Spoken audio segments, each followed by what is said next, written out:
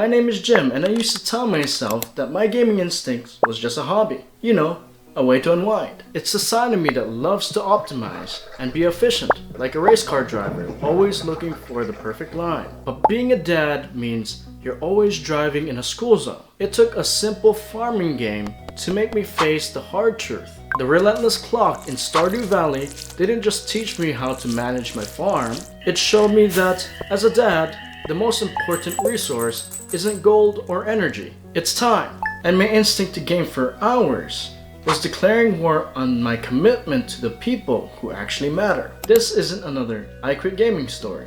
Not even close. This is about how a pixelated clock and a field of digital parsnips taught me what it really means to be present. When you first land in Pelican Town, the world feels wide open. You get an old beat up farm, a few seeds, and some rusty tools. The goal is simple, make a life for yourself. And at first, the days feel incredibly long. You have from 6 a.m. until 2 a.m. when you'll pass out wherever you're standing. You can clear some land, plant some seeds, and maybe say hi to the locals.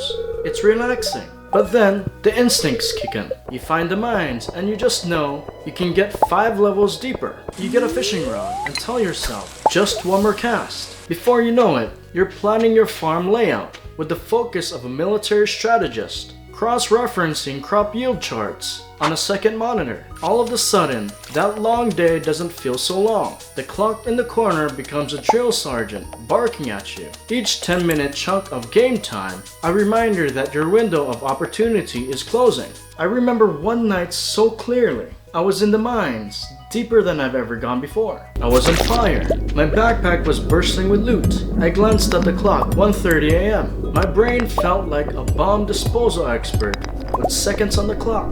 I had 10 in-game minutes to get out, but I got greedy. I broke one more rock, and then I passed out. The next morning, I woke up in bed with a letter from a local who rescued me and for their trouble had taken a big chunk of my gold and items. I'd pushed too hard, stayed out too late, and lost something important. As I was looking at the screen, a sound from the other room snapped me out of it. It was my son, crying for me after waking up with a dirty diaper. And right there, the two clocks, the one in the game and the one in my life, smashed into each other. Being a gamer, especially if you grew up on role-playing games and strategy games, rewires your brain. Your mind becomes a spreadsheet, always searching for the optimal path, the most efficient formula to get powerful. It's an instinct to maximize every single second. Stardew Valley is designed to tap right into that. The feeling of ending a day with a full shipping bin and a perfectly prepped field for tomorrow is just deeply satisfying. But being a dad, that's a whole different game. It's not a spreadsheet, it's a well-worn storybook. Its value isn't in efficiency,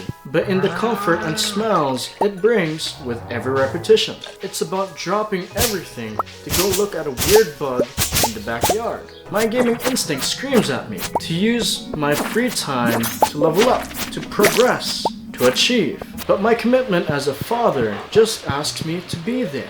Every hour I poured into Stardew Valley felt like an hour stolen from my family, and the guilt was a shadow that followed me from the screen.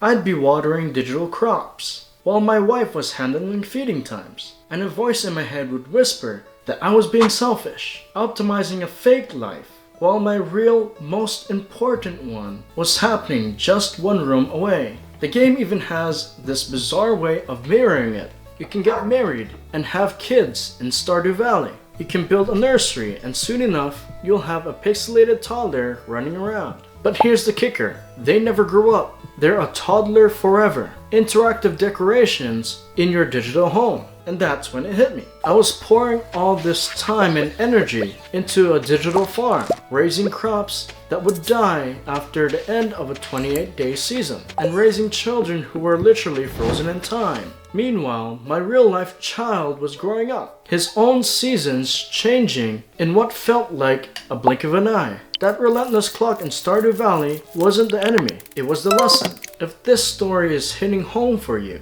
that feeling of trying to balance your passions with your people, think about subscribing. There's a very strange, a very dark mechanic in Stardew Valley that lives in the late game locations called the Witch's Hut. At the dark shrine of selfishness, you can make a terrible choice. You can offer a prismatic shard to have your children permanently removed. They turn into doves and fly away, and even your spouse's memory of them is erased. It's deeply unsettling. Learning it existed was a powerful but jarring symbol for me. It was a stark reminder for me of how fragile family is, of how your presence creates a safe harbor, and of how one day your job is just to guide them until they're ready to fly on their own. My instinct guides me. It's the engine of the ship, pushing me to build, to achieve, to solve problems.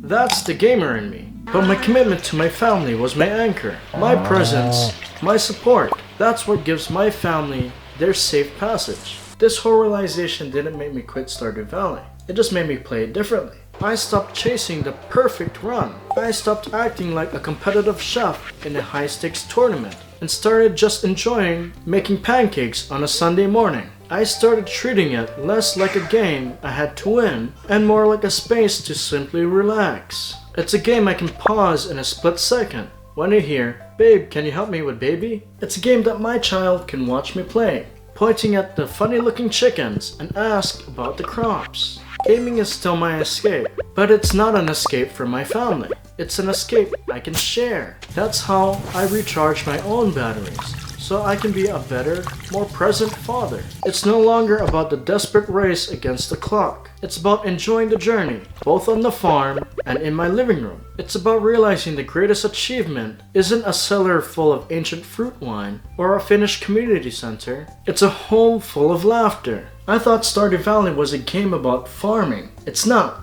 It's a game about time. It held a mirror up to my life and forced me to ask what I was spending my limited, precious hours on. It showed me the conflict between my gamer brain's desire for solitary achievement and my heart's deepest commitment to my family. The instinct is still there, that part of me that wants to build and create. But the anchor is stronger now. The commitment to being a husband and a father isn't a restriction, it's a foundation. Hard work pays off, whether you're on a digital farm or in real life. But the most important work you'll ever do is tending to the garden of your own family. That's the real endgame. So what's a game that has taught you a surprising life lesson? I would generally love to hear about it. Let me know in the comments below. And thanks for watching.